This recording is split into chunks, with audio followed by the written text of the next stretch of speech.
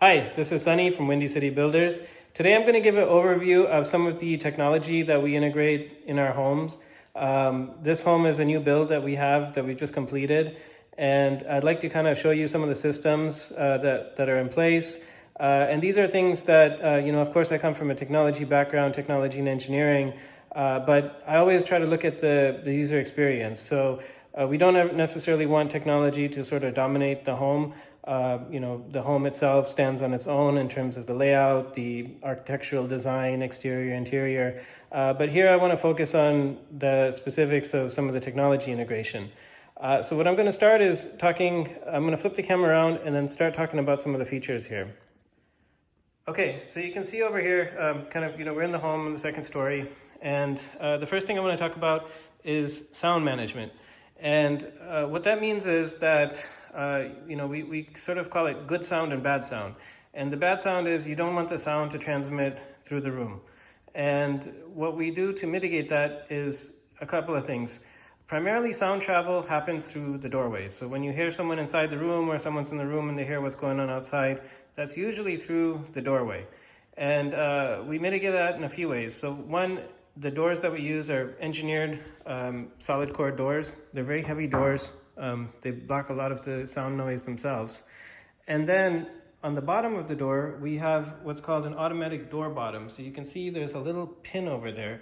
And what happens is when we shut this door, you'll hear that click. Basically, a rubber gasket drops down and that seals the bottom of the door. So that prevents the sound waves from traveling underneath the door and provides some additional soundproofing benefits. In addition, on our interior walls, we use insulation on the interior walls. So that just adds kind of another layer of sound deadening. Now, I'll talk about the good sounds a little bit later. First, I want to talk about now our HVAC system.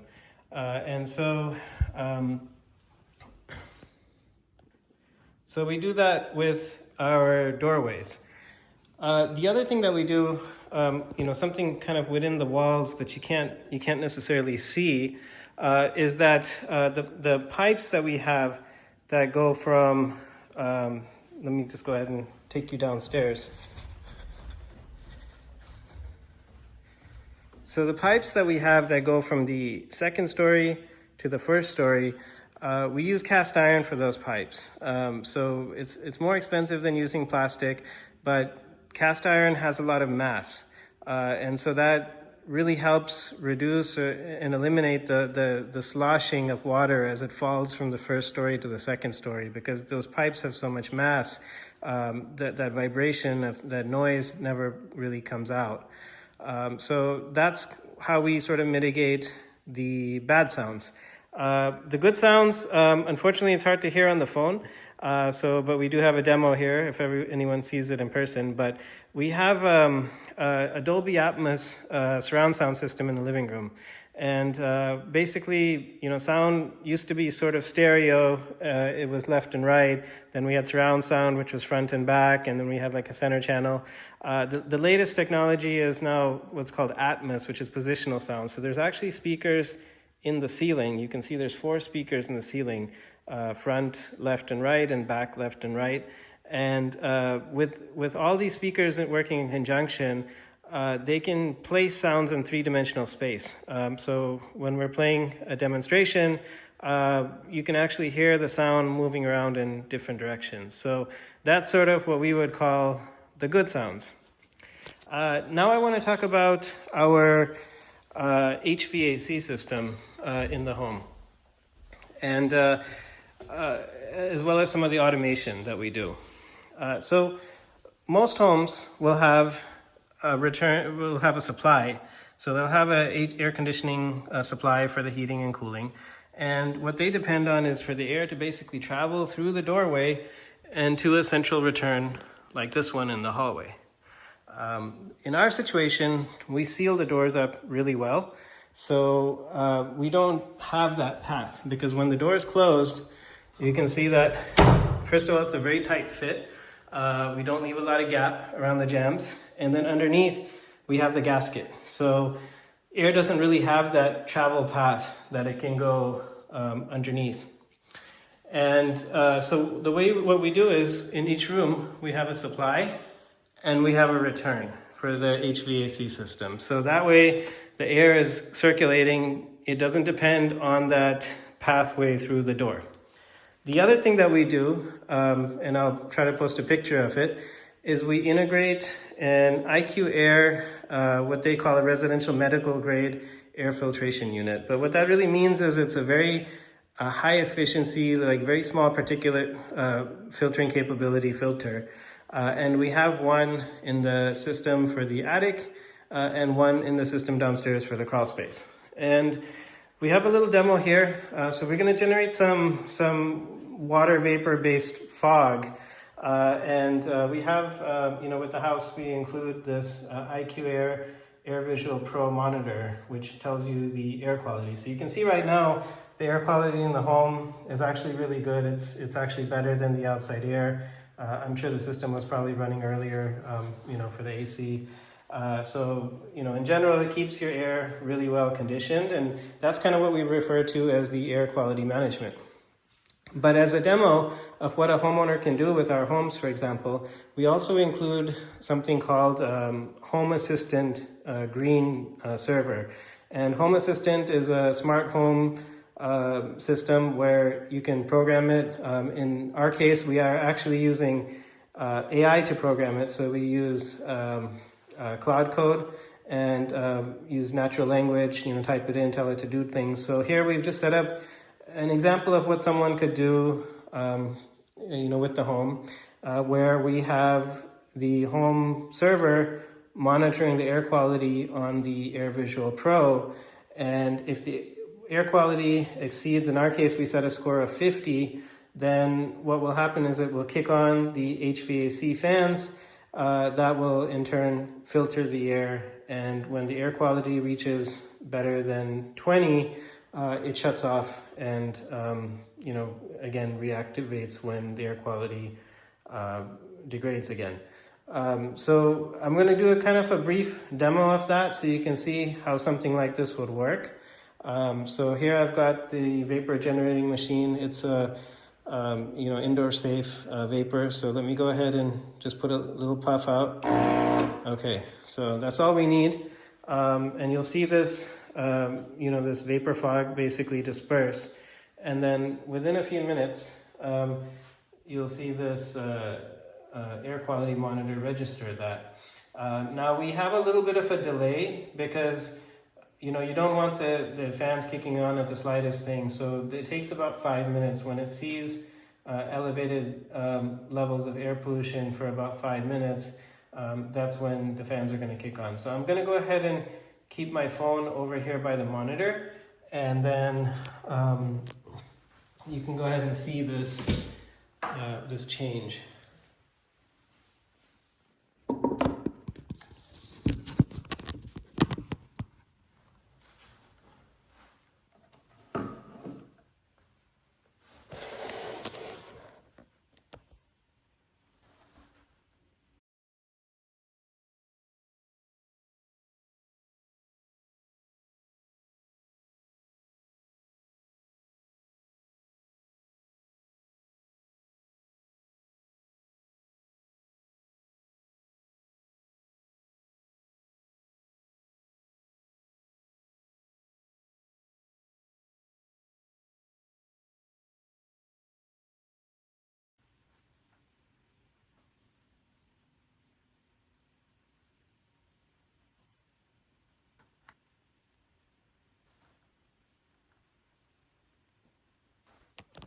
Okay, I'm going to go ahead and show you our HVAC unit real quick.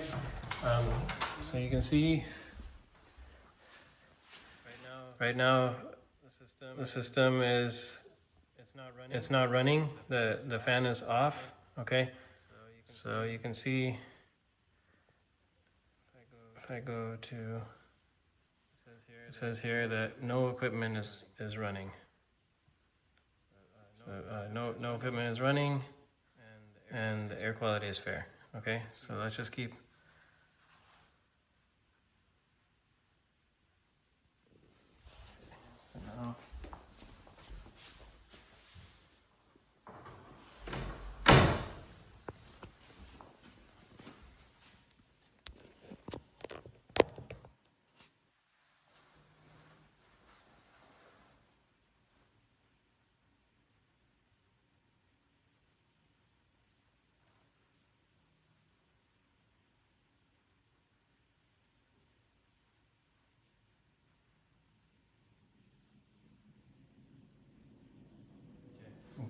So I just heard the system kick on.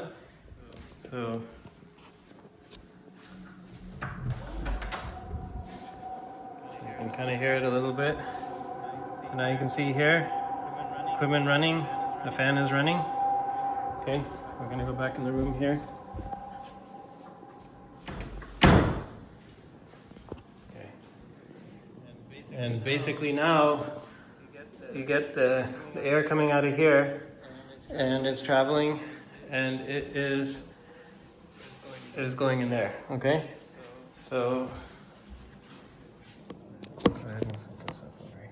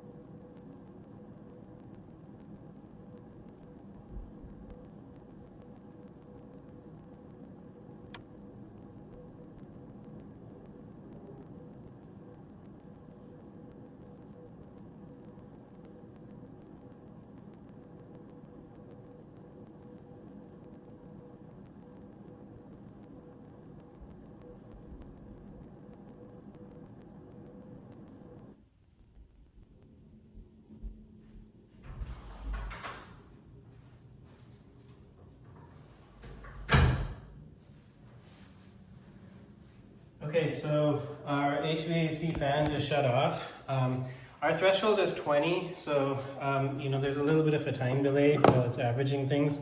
So you can see here that we landed at 11.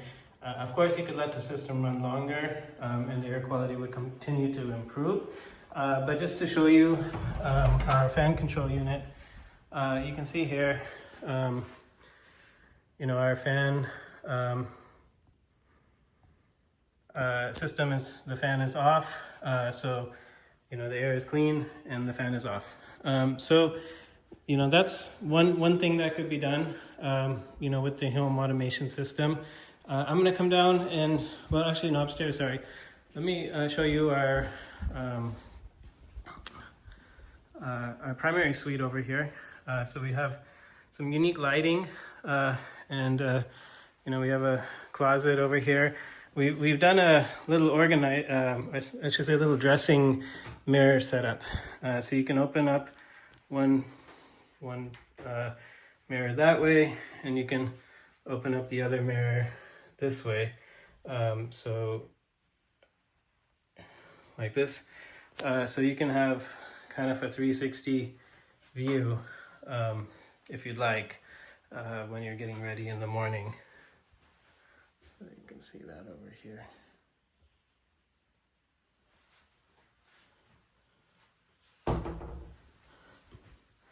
Also hides the clothes. So for example, this one, you can see that's where the clothes go. Okay. Next I want to show you our primary suite. So one thing I'd like to talk about here is that the house has effectively like 3 water lines. So many houses will have a hot and a cold. This house has a hot, cold, and a recirculation line. And the recirculation line is for a recirculation pump. So in the morning, when your water is cold from sitting overnight, the issue in the modern homes is that the pipes are getting bigger, but the fixtures are getting more efficient. So if you have, say, like 2 gallons of latent water in your pipes, and your fixture drains at 1.2 gallons per minute, you're waiting, almost 2 minutes to get the hot water.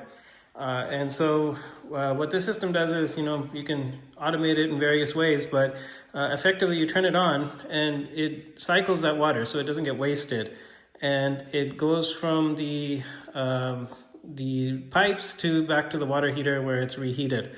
And the kind of the fresh hot water is brought to close to the fixture, so when you turn it on, you get the hot water pretty fast. The other thing, in the primary bath, we have a Moen digital shower controller.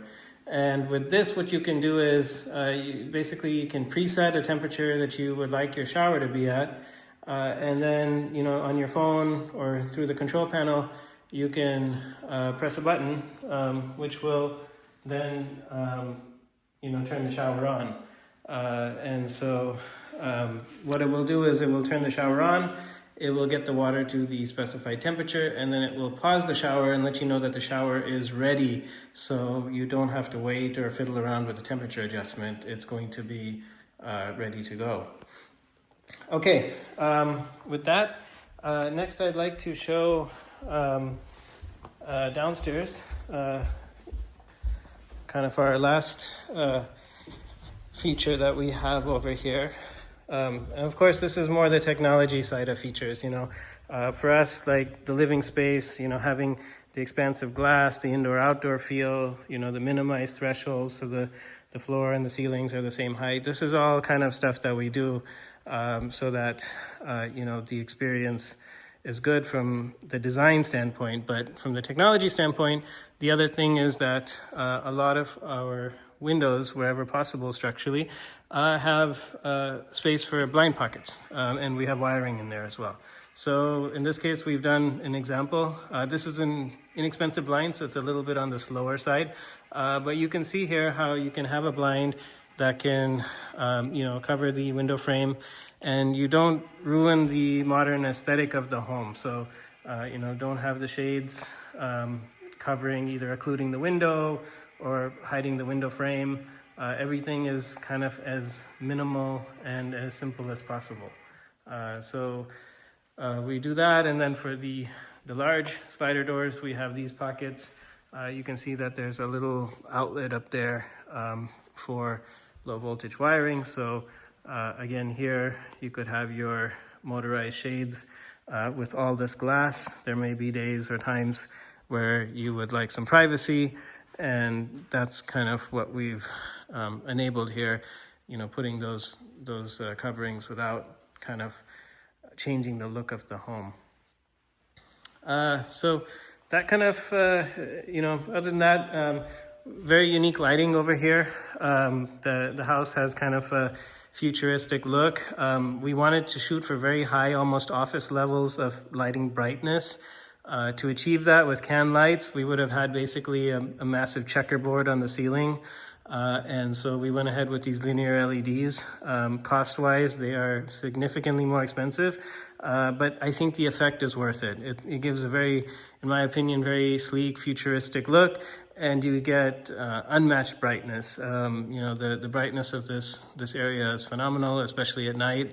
And we got outdoor accent lighting. All of it is dimmable. They're on dimmer switches, so they can be automated in terms of timing, in terms of the brightness levels. To give you an idea, I'll go ahead and dim one over here so you can see kind of, let me dim another one over here. So you can see how it looks when it's dimmed down. So this one, it can be very bright, but it can also dim down quite a bit as well. Let me flip the camera. So that kind of concludes some of the technology features of the home. We have a lot of photos of the home online in terms of looking at the architecture and the design of the home. But you know, with my background in tech, actually, one last thing. The other thing that we like to do is in the closets. You'll see that we have integrated in the corner of every bedroom, and in this front area, we have power and Ethernet. So I'll show you another one. So here's another one. So the idea is you can have your Wi-Fi equipment, you know, on a shelf in the corner there, and you can have great Wi-Fi because you can have one of these points in every room, but it's going to be hidden. So your equipment's hidden in the corner over there, where it's out of sight and not cluttering up the room.